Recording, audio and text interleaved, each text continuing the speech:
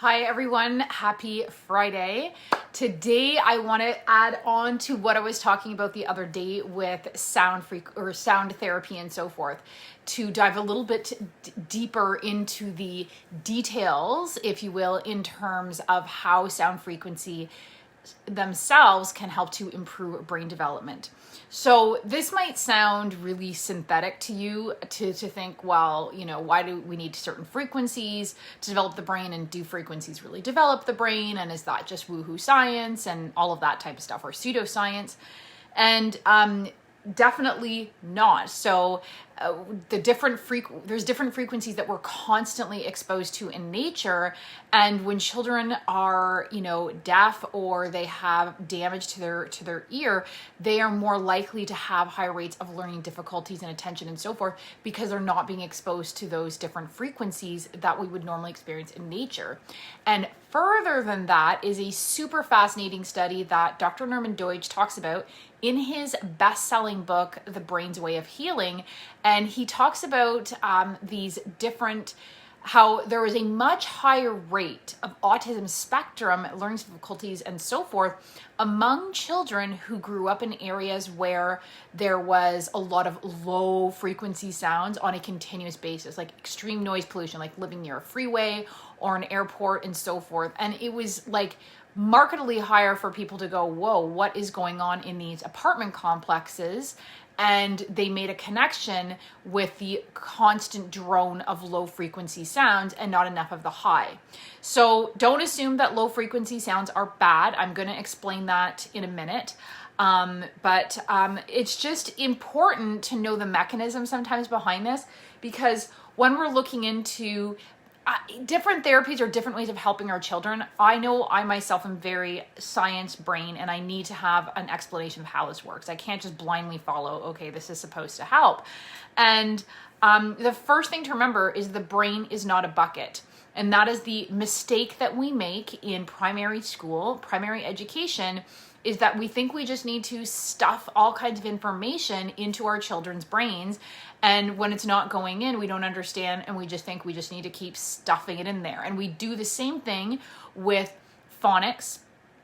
We think that we just need to, improve our children's ability to blend sounds by making them, drilling those phonics and so forth.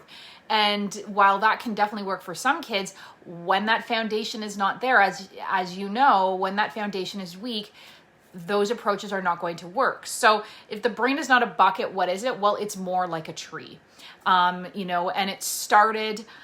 it starts with just growing branches and so forth, just like the neurons and the pathways in our brain. And it definitely can be shaped and changed. And just like a tree, depending where the sunlight's coming from, or depending if it has to bend, the brain will make those adaptations as well. And some of those adaptations can be things like being stimulated. So, and also just to put it in real time, this therapy, the sound frequency therapy, is being used in hospitals for stroke recovery, for head injuries. It's being used in physiotherapy clinics. This is definitely not pseudoscience. It's definitely being used in mainstream medicine. And just one more thing about frequencies. If you have not seen, there's several documentaries out about how sound frequencies alter how plants grow. There's an excellent YouTube video my husband and I watched one evening where they show how, I think it was sand, when they played different frequency in the room, how the sand moved in 4 different geometric formations. And the more high frequency the sound frequency was, the more complex the formation the sand would become. And the same thing with snowflakes. When snowflakes or water is exposed to high frequencies, those molecules, I don't know if it's the molecules, but the shape of the snowflake changes and alters with higher frequency sounds. So we are inundated with frequencies every day. This is not pseudoscience for sure. We know this, and we can use that to our advantage to help our kids.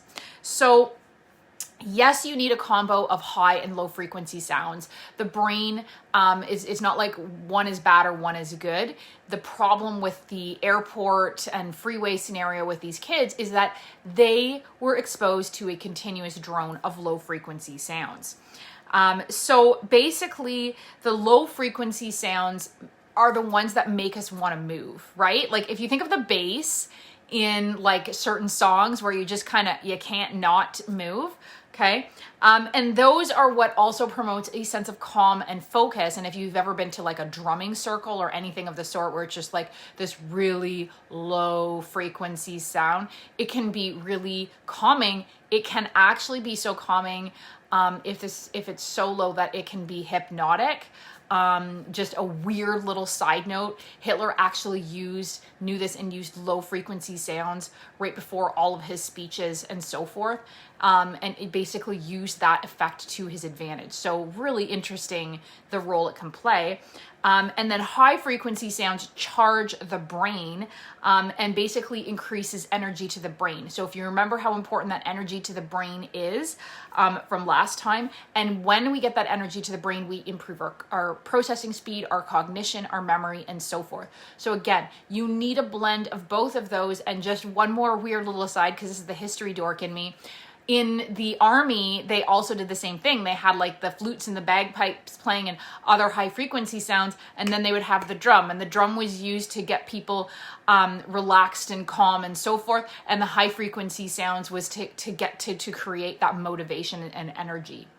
So what we do whenever we combine these two, when we have a nice blend of high and low frequencies, is we end up with stimulation to all of the systems. We build new neurons, we build new pathways, and both the lower and higher brain levels are developed. So let me get into the details of that. So I won't go into too much because I want to touch on it a little bit next week. But listening therapy basically uses a very sophisticated pair of headphones. It's not a regular pair. It uses it with filtered music, and this is what stimulates the brain and the nervous system. But let's talk different frequencies. So let's talk first low frequencies, because that's actually where we want to start. The low frequencies are around 100 hertz, and they stimulate the lower brain levels, particularly that vestibular system and the postural system, if you will. And this is really the foundation of brain development. If that system is not rock solid, then what's going to happen is there's going to be weaknesses. The cortex, where the executive functioning and all those higher order thinking skills take place. Remember, the cortex can't do that job. It's doing the job for down here if these guys are not showing up to work.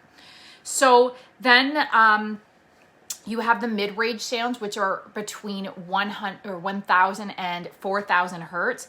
And this is frequencies that are very good for speech, language, dyslexia, dysgraphia, all of that type of stuff. And there's one program I use that can help with, there's two programs I use for reading that's technology based. One of them is phenomenal for helping to accelerate that process.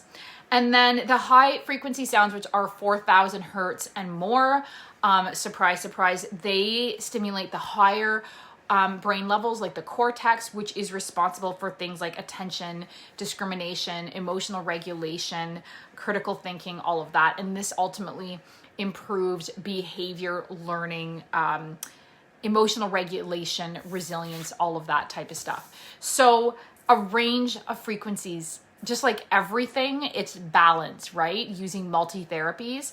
And again, very important that it's sequential. So that's why in these, which I'll talk more about next week, but that's why with these music therapies or sound frequency therapies, we want to target the lower brain levels first. We don't want to start doing high frequency if we, or do strictly high frequency, I should say, if those lower brain levels are not developed. It has to be built from the bottom up. And when it doesn't, that's where kids start having problems with learning and behavior. But the beauty is that that does not have to be permanent, and things like music therapy can help to really shift that, build new neurons and new pathways. So let me know if you've heard about sound frequencies, if you've heard about frequency in general and how it affects our life, our world, and so forth. There's a lot more coming out on it, both the bad and the good. Let me know in the comments below, and I'm going to put the link to my free starter kit, the Laser Focused Learner, in the comments below. Grab that to get started with food and exercises to help your child build a better brain. Thanks for watching.